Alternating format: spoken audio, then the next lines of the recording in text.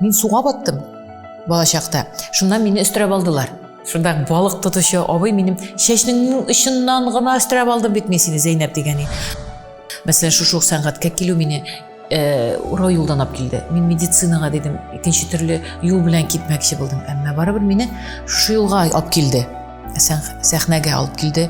Тұрмышым, менің юлым.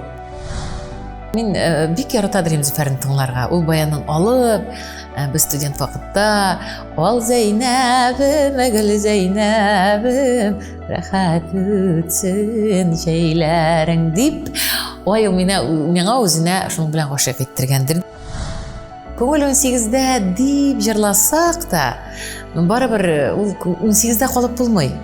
Һәм аның кирәге дә юк. Менә миңа бүген ул шурым ярый, узган, матур булган, авырлыгы да булган, аның шатлыклары да булган, әмма узган инде, аны кайтарып та булмый беренчедән. Бүгенге халәтен миңа ошый. Әлбәттә давалый. Музыка ул шуның өчен тудырылгандыр инде. Уен кораллары кешегә менә шундый бер күңеленә җан рәхәтлек алсын өчен кеше.